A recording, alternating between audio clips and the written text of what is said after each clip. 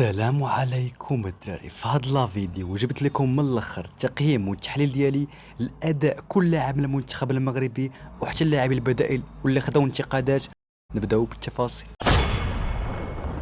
اول حاجه نبداو بالحارس بونو.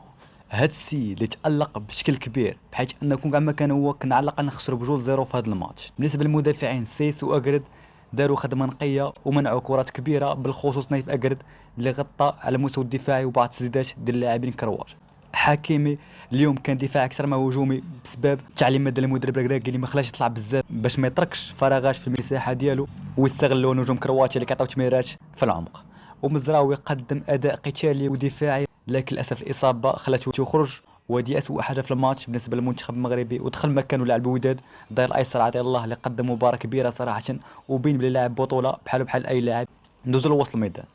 رابط واملاح هاد الجوج مع ديما تسالم، رغم ان كان عندهم كرات كثيره غالطه وتمريرات غير صحيحه، لكن الاداء والحرب اللي كانوا كيديروا في وسط الميدان راه بزاف الخوت كيجريو طالعين نازلين كيحرجوا التيران.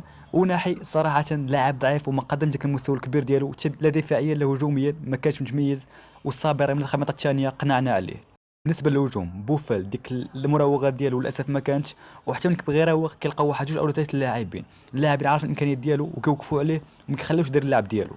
بالنسبه لزياش للاسف الضغط هو طريقه باش تسد على حكيم زياش، كانوا ضغط عليه اللاعبين وكوفاتش كيعرفوا مزيان كان واقف عليه، وايضا كان كيقوم فقط بالعرضيات وما كانش كيسدد. وبالنسبه لنصيري ما جوج كرات كثيره من غير واحده او جوج في الماتش كامل.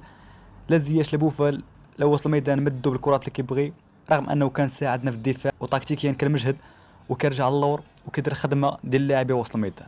بالنسبه للاعبين اللي دخلوا بالخصوص صابري وعطية الله قدموا مردود كبير ملي دخلوا وبينوا انهم واجدين المونديال.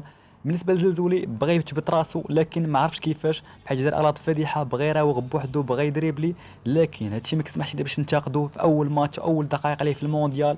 يعني ما نلوموش كثر من اللازم وما نحطموش موهبه يلاه باديه بحيث يقدر يعطينا بزاف في المستقبل. وبالنسبه لي كملخص الماتش ضد كرواتيا كتحسهم بانهم خاطرين ووسط الميدان مكالي الصراع على الهجوم وعلى الدفاع. هذا ما كان اخوت، اش بالكم في النقاط اللي قلت، وراي ديالكم تهلاو في راسكم.